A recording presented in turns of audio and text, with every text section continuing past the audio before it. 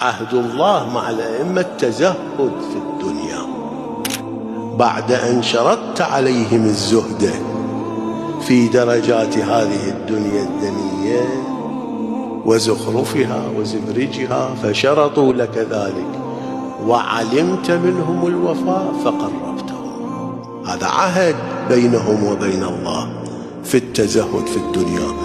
هذا جاي بجهله يريد هذا العهد يفنده ولو في نفسه في فكره.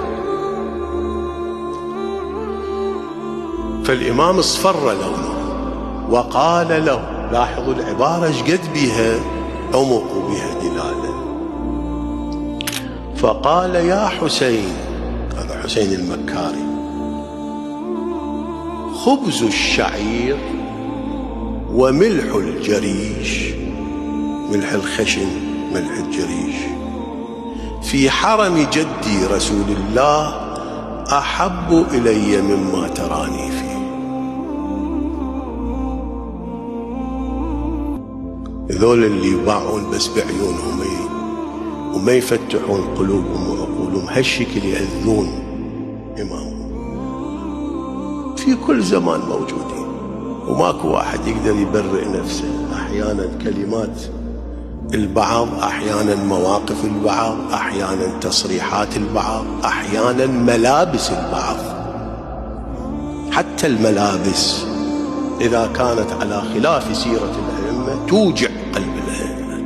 لا يقول أنا شيعي وأنا موالي، لأن كلهن سهام. القضية بالآخرة راح تبين إيش قد الإنسان أحيانا طعن في قلوب أئمته وهو جاهل لا يعلم لا يعرف. كل كلمة، كل موقف، كل تصريح. فهذا الرجل هم مجرد قال في نفسه هكذا، الإمام أطرق برأسه ورفعه وهو مصفر اللون من خوف الله وقال له هذه العبارة.